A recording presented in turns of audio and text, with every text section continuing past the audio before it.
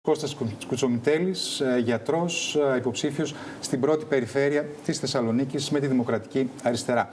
Και δεν ντρέπομαι, δεν μπορώ να το κρύψω, είναι και ο γιατρός του φορέα μας, του ασφαλιστικού, του ΕΔΕΑΠ των δημοσιογράφων. Είναι ο άνθρωπος που μας ξέρει από την καλή και την κακή σαν συντεχνία. Καλώς ήρθατε, κύριε Κουτσομητέλη. Καλησπέρα σας. Δηλαδή την καχυποψία στην ενασχόληση με την πολιτική, με την κάθοδο στις εκλογές. Το εισπράττεις? Ναι, το εισπράττω και εγώ. Θα ήθελα να πω ότι εγώ δεν είμαι τόσο νέος, είμαι μεγαλύτερος από τους δύο και από σένα ίσως. Ναι, όχι ίσως σίγουρα. Και από σένα ίσως. Μπορεί να είστε νέος στις ιδέες, που είναι πιο ενδιαφέρον στην παρούσα φάση. Θέλω να πω, είμαι παλιός στην πολιτική, αλλά ήμουν σε ύπνωση, γιατί δεν με ενδιαφέρει το πολιτικό σύστημα από το 1981 και μετά. Δηλαδή έβλεπα σιγά σιγά. Εσείς είστε μια κατηγορία ολόκληρη, μια γενιά πολιτών που είχαν άποψη ισχυρή, γνώση της πολιτικής, ποτέ όμως δεν πέρασαν το Ρουβίκονα. Καθότανε πάντα στην απέναντι και έκριναν. Τώρα ήρθε η ώρα να πεις ότι μπαίνω κι εγώ. Απλώς να σας το πω ευθέως, ιτήθηκαν αυτές οι ιδέες μετά το 1981, δηλαδή οι ιδέες της σοσιαλδημοκρατίας. Ιδέες. Εγώ είμαι ένας αμετανόητος ρηγάς. Τώρα περισσότεροι από αυτού που μας ακούνε δεν θα καταλάβουν. Θα νομίζουν ότι είναι τράπεζα. Ναι, ότι είναι ο εθνικός ήρωας. Του ΚΚΕ. Ήταν λοιπόν μια οργάνωση του ΚΚΕ εσωτερικού που είπε πρώτη ότι ξέρετε αυτό το πράγμα που λέγεται χώρες σοσιαλιστικές δεν είναι και θα καταρρεύσουν. Τότε μας λιδωρούσαν όλοι. Και βεβαίως είδαμε, αρνητικά βέβαια, επιβεβαιωθήκαμε ότι ναι, το τείχος του Βερολίνου έπεσε.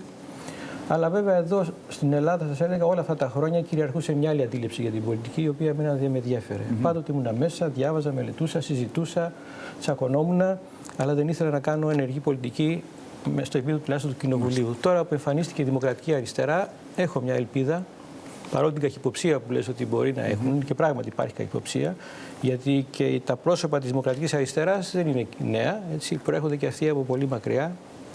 Και νομίζω ότι θα πάνε αρκετά μακριά. Παρά τη πολίτες, κύριε Κουτσομητέλη. Οι πολίτες είναι διαφόρων ειδών. Είναι κυρίως απελπισμένοι, αρκετοί θυμωμένοι και μερικοί παραιτημένοι. Και αυτό είναι το χειρότερο. Και εγώ νομίζω ότι, εντάξει τώρα για τις δικές μας καριέρες, αλλά με μια μικρή παρένθεση ότι η αλλαγή του πολιτικού συστήματος και σε επίπεδο κοινοβουλίου έχει πολύ μεγάλη σημασία. Δηλαδή, παλιότερα δεν θα μπορούσε κανείς να φανταστεί να είναι υποψήφιος αν δεν είχε πάρα πολλά λεφτά βάλει στην πάντα. Έτσι, πρέπει λοιπόν και εμείς, αλλά και οι παλιότεροι βουλευτές που θα βγουν στη Βουλή, να θέσουμε μερικά τέτοια ζητήματα. Δηλαδή, πρέπει και ο φτωχός να έχει τη δυνατότητα, αν αξίζει, αν είναι αγωνιστής, αν, εν πάση περιπτώσει, θέλει να δοκιμάσει την τύχη του, να έχει τη δυνατότητα χωρίς εκατομμυρίων. Γιατί αυτό τώρα πάει και αλλού, πάει και στη διασύνδεση. Γιατί άμα δεν έχει λεφτά, κάποιος τα δίνει και άμα στα δώσει τα λεφτά για να βγεις βουλευτής, κάτι θα σου ζητήσει και πάει λέγοντας. Είναι λοιπόν και ένα θέμα αναμόρφωσης του πολιτεύματός μας και γενικότερα περί ευθύνης υπουργών και πάει λέγοντας. Το θέμα όμως είναι εδώ ότι πράγματι μπορούμε να δώσουμε μια νότα αισιοδοξίας ότι έχουμε φάει το μισό δρόμο και άλλος μισός μας μένει. Δεν ξέρουμε βέβαια αν είναι και αυτό αλήθεια. Αλλά εγώ ξέρω ότι σε 7-8 του μηνός του Μαΐου ένας άνεργος, και είναι πολύ πια οι άνεργοι, είναι 1 εκατομμύριο και θα πάρει 360 ευρώ. Στις χώρες της Δυτικής Ευρώπης, και εκεί έχουν ανέργους και εκεί έχουν κρίσεις, παίρνει το 80% του μισθού του για ένα χρόνο που μπορεί να γίνει και 3. Και δεν εννοώ σε κάποια σοσιαλδημοκρατική, σαν Σουηδία, σαν Δανία, ακόμη και στη σκληρή Μέρκελ, αυτή τη στιγμή που σας λέω, αυτό ισχύει. Και λέω λοιπόν ότι πρώτη μας επιλογή, το πρώτο διάταγμα που θα μπορούσε να γίνει, ο πρώτος νόμος που θα μπορούσε να γίνει, και θα έλεγα από όλη την γάμα των πολιτικών κομμάτων. Πιο αναγκαία πρωτοβουλία να προστατευτούν τα κατώτερα και να ανέβουν παραπάνω. Δεν μιλάμε να πάρεις, να πάρεις 370. Τετριμένες ενστάσεις που θα βρεθούν τα χρήματα. Τα χρήματα θα τα πληρώσουν όλοι οι Έλληνες αναλογικά. Όχι, εγώ δεν θέλω να λέω ψέματα. Όλοι οι Έλληνες που έχουν αυτή τη στιγμή δουλειά αναλογικά. Μόνο επειδή το ξέρω αυτό σαν γιατρός, από τη συνταγογράφηση γενοσύμων κερδίζουμε 2,5 δις. 2,5 δις ήταν η οριζόντια περικοπή που έγινε στο πρώτο μνημόνιο για τους μισθούς όλων των Ελλήνων. Οι συνάδελφοί σας όμως αρχίζουν και διαρριγνύουν τα ημάτια τους, θα πεθάνει ο κόσμος με τα γενώσιμα. Το καταγγέλλω, είναι απαράδεκτο. Και προοδευτικοί συνάδελφοί σας, όχι μόνο. Είναι απαράδεκτο, το καταγγέλλω. Όλες οι προηγμένες χώρες που έχουν και καλύτερους βαθμούς ιατρικής κάλυψης, χρησιμοποιούν γενώσιμα. Οι Γερμανοί χρησιμοποιούν 60% γενώσιμα. Οι Καναδοί 90%.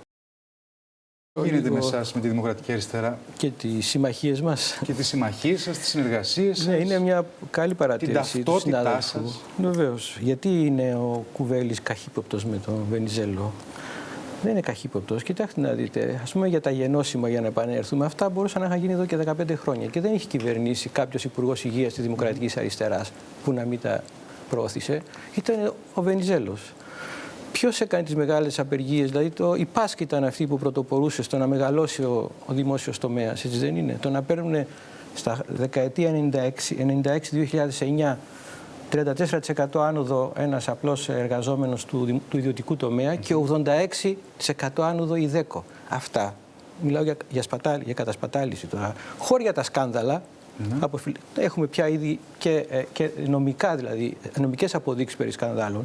Αυτά δεν ήταν μια υπόθεση ούτε καν του Τσίπρα, ούτε του Κουκουέ, ούτε του Κουβέλη. Τώρα μας παρουσιάζει ο κ. Βενιζέλος, τώρα τον άκουγα πριν λίγο, ένα ονειρεμένο πρόγραμμα, το οποίο θα μπορούσε να το είχε κάνει εδώ και 10-15 χρόνια. Ποιος έβαλε τον νόμο περί υπουργών, περί ευθύνης υπουργών? Κάποιος αριστερός ή κάποιος, ας πούμε, με πάση περιπτώσει και κεντρός ή οποιοδήποτε άλλος πολιτικός? Είναι το ΠΑΣΟΚ. Για σας, ξέρετε πιστεύω τι δεν έχουμε καταλάβει? Τι είναι μεγαλύτερος κίνδυνος? Να μην κυβερνηθεί η χώρα ή να κυβερνηθεί από τους ίδιους με απλά μία προσθήκη συνεργασίας ΠΑΣΟΚ Νέας Δημοκρατίας? Ποιος είναι ο μεγαλύτερος κίνδυνος? Κοιτάξτε να δείτε. Για να δούμε προς τα πού προσανατολίζεται για την επόμενη μέρα. Εμείς έχουμε καταθέσει ένα πρόγραμμα το οποίο δεν βέβαια αξιώνουμε να υλοποιηθεί από τον Βενιζέλο οποιοδήποτε 100%. Έχουμε λοιπόν βάλει ένα πρόγραμμα με απλά ευρωπαϊκή πορεία της χώρας, έτσι, διαφύλαξη και όχι λαιλασία των κατώτερων στρωμάτων και εν πάση περιπτώσει και να βάλουμε μπρος και την ανάπτυξη. Αυτά τα καταθέτουν σε ένα τραπέζι. Νομίζω λοιπόν ότι μετά τις εκλογές θα έχει αλλάξει τόσο πολύ το σκηνικό, το οποίο μας δίνει τη δυνατότητα, έτσι, να προβάλλουμε και τον Κουβέλη σαν μια μελλοντική λύση. Κύριε Κουτσομητέλη, νιώθετε, και σας ρωτώ εκ μέρους της Δημοκρατικής Αριστεράς, νιώθετε ότι έχετε πείσει τους πολίτες ότι απαντάτε σε αυτό το, θα τολμήσω να το πω, τρομοκρατικό δίλημμα που θέτει η ΠΑΣΟΚ και η Νέα Δημοκρατία, ότι η επόμενη μέρα με εσάς στην εξουσία είναι αγεωγράφητη εντελώς, είναι πορεία στο κενό με πολύ μεγάλη την πιθανότητα τραγικής καταλήξεως? Εγώ αυτό έχω καταλάβει ότι είναι το δίλημμα που μας θέτουν. Αν ρωτάγατε κάποιον του ΣΥΡΙΖΑ, μπορούσε να τον κολλάγατε στον τοίχο. Εμένα όχι. Ο Κουβέλης είναι ένας, και η Δημοκρατική Αριστερά, έτσι, έχει εκπονήσει ένα πρόγραμμα. Είναι, πώς το πω, ζηλόφθονα. Λέει ότι εμείς θέλουμε να πάμε με την Ευρώπη, αυτό λέει πολλά. Δεν ρισκάρουμε, μπαίνουμε ή βγαίνουμε, ή αν η Μέρκελ μας διώξει, γιατί δεν μπορεί και τα λοιπά να μας διώξει, μέσα στην Ευρωπαϊκή Αριστερά. Και λέω, ναι, είναι ένας άνθρωπος ο οποίος μπορεί να εγγυηθεί μια κυβέρνηση προοδευτικής κατεύθυνσης. Θέλετε χωρίς αυτό να αποτελεί προνομιακή μεταχείριση, επειδή έχετε τον κοινό παρανομαστή της υποψηφιότητας στην πρώτη περιφέρεια της Θεσσαλονίκης, να αφήσουμε λίγο την κεντρική πολιτική σκηνή και να δούμε και τη Θεσσαλονίκη ενταγμένη μέσα σε αυτές τις εκλογές? Ξέρουμε ότι δεν είναι δημοτικές εκλογές, είναι εθνικές εκλογές, αλλά είναι μια πόλη που απορροφά τους κραδασμούς της οικονομικής κρίσης με πολύ επώδυνο τρόπο. Με την ανεργία, την έλλειψη του παραγωγικού μοντέλου που έχει απογυμνωθεί εντελώς σε αυτή την πόλη και σε αυτή την περιφέρεια το τελευταίο διάστημα και μια σειρά ακόμη οικονομικές παραμέτρους. Οι υποψηφιότητες οι δικές σας ασχολούνται καθόλου με την πόλη αυτή και τις προοπτικές της, κύριε? Η θεραπεία για την πόλη μας? Νομίζω ότι η Θεσσαλονίκη είναι μια ιδιαίτερη πόλη. Είναι λάθος να λέμε ότι. Λάθος εννοώ ότι έχουμε κάποια ιδιαίτερα χαρακτηριστικά που πρέπει να τα τονίσουμε. Είμαστε η πρωτεύουσα των Βαλκανίων εν δυνάμει. Αυτό βέβαια χρειάζεται πολλή δουλειά στις υποδομές. Πρέπει δηλαδή να είναι ο χώρος όπου από εδώ θα ξεκινάνε όλες οι επενδύσεις, όλες οι συζητήσεις γύρω από τα Βαλκάνια. Βεβαίως δεν κάναμε αυτό το πράγμα. Κάναμε πολλούς υπαλλήλους χωρίς λόγο. Θέλω να σας πω χαρακτηριστικά, παραδείγματος χάρη, ότι ενώ έχουμε τους ίδιους με την Αυστρία δημοσίους υπαλλήλους στην Ελλάδα, έχουμε τις λιγότερες νοσοκόμες. Δηλαδή, πας στον άνθρωπό σου στο νοσοκομείο, στο Παγιοργείο ή οπουδήποτε και σου λένε μετά βάλει μια αποκλειστική. Αυτό σημαίνει ότι κάπου το πράγμα έχει κολλήσει. Και αν πας πίσω και πας στα γραφεία, θα δεις ότι είναι χιλιάδες υπάλληλοι, δηλαδή είναι 37.000 οι μάχημοι, οι νοσοκόμες και οι γιατροί και 37.000 υπάλληλοι. Αυτό στη δική μας πόλη είναι πολύ πιο έντονο το φαινόμενο. Να αντιστρέψουμε λίγο τους ρόλους μας, γιατί έχουμε συνηθίσει να μας εξετάζεις εσύ και να είμαστε αμήλυτοι εμείς. Θα αντιστραφούν οι ρόλοι και θα επιχειρήσω μια διάγνωση ή τουλάχιστον μια απόπειρα διάγνωσης. Είσαι περισσότερο οργισμένος ή πικραμένος? Όχι, δεν είναι στη φύση μου να είμαι οργισμένος. Είμαι πικραμένος και έχω και, ας το πούμε, μια πικρία έτσι, ότι επιβεβαιώθηκα για τα κακά του πράγματος. Θυμάμαι δηλαδή κάποτε ένα συνάδελφός του, δεν μπορώ να πω το όνομά του τώρα, εδώ. Δεν έχεις αφήσει, τους ξέρεις όλους. Που έλεγα, εσύ τάδε, δεν γίνεται τόσα λεφτά το παγόν τα σπρώχνει από εδώ δεξιά-αριστερά, χωρίς να ξέρουμε τι γίνεται. Και μου λέει, τι σε νοιάζει, και μου χρησιμοποιούσε και τον όρο τότε, ήταν υποτιμητικός. Τι σε νοιάζει, Κωστάκη, δεν παίρνεις το μισθό σου εσύ.